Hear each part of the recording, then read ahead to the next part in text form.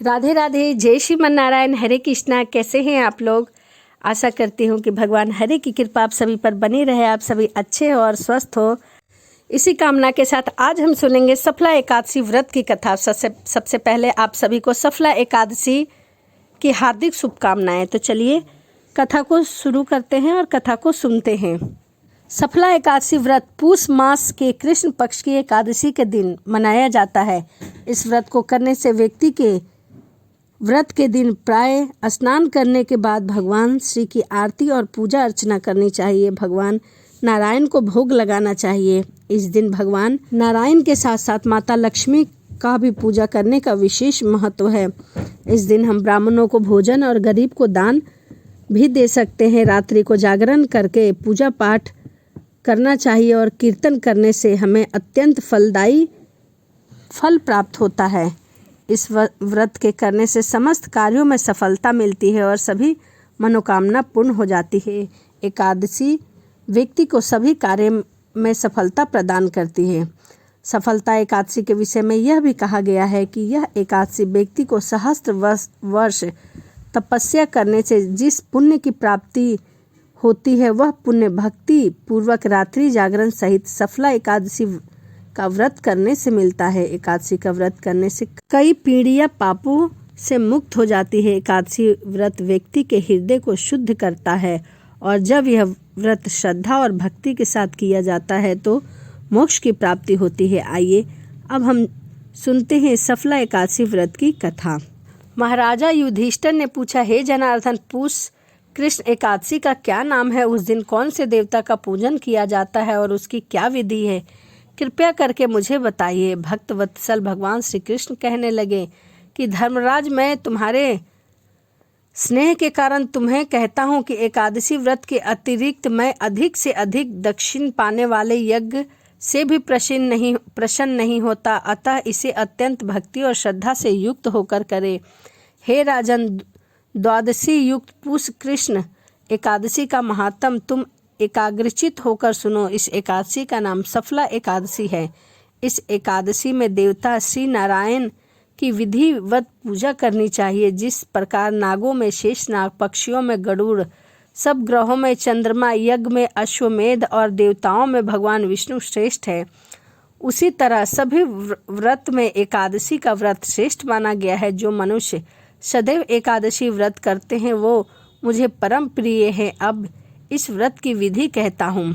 मेरी पूजा के लिए ऋतु के अनुकूल फल, नारियल, नींबू, नवेद आदि होने चाहिए तथा 16 वस्तुओं का संग्रह करें। इस सामग्री से मेरी पूजा करने के बाद रात्रि जागरण करें। इस एकादशी के व्रत के समान यज्ञ, तीर्थ, दान, तप तथा और कोई दूसरा व्रत नहीं है। 5000 वर्ष तप करने से जो फल मिलता है उससे भी अधिक सफला एकादशी का व्रत करने से मिलता है। हे राजन, अब आप इस एकादशी को सुनिए।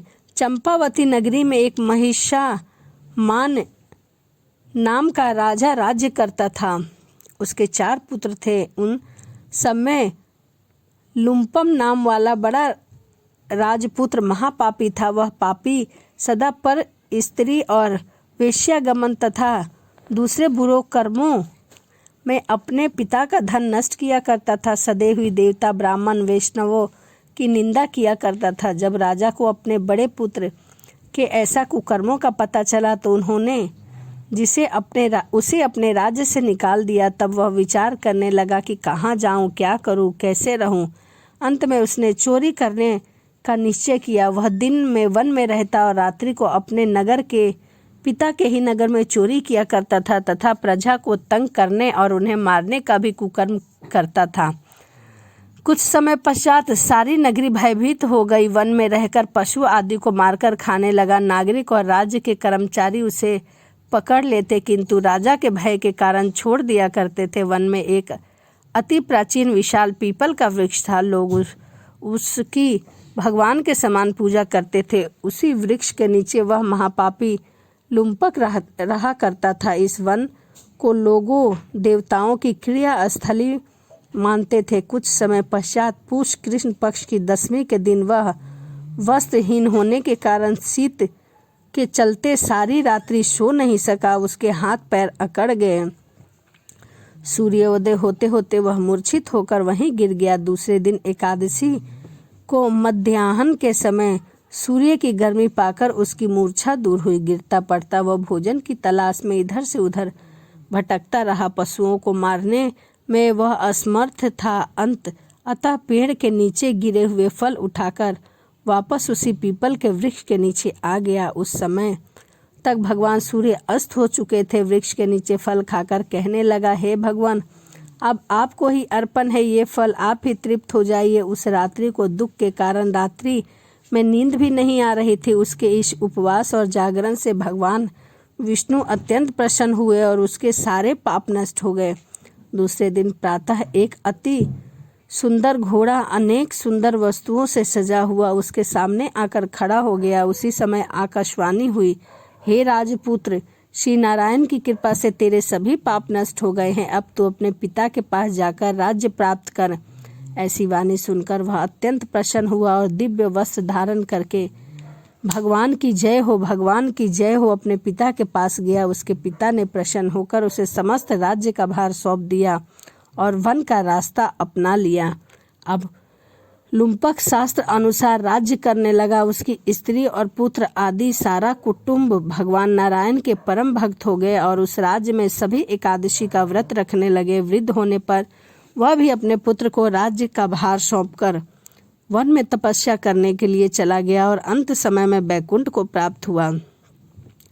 अतः जो मनुष्य इस परम पवित्र सफला एकादशी का व्रत करता है उसे अंत में मुक्ति मिलती है। जो नहीं करते वो पूंछ और सींगों से रहित पशुओं के समान है। इस सफला एकादशी के महात्म को पढ़ने अथवा श्रवण करने से मनुष्य को अश्वमेध यज्ञ का फल मिलता है। इसीलिए सफला एकादशी की व्रत की कथा पढ़ना और सुनना भी बहुत फलदायक है।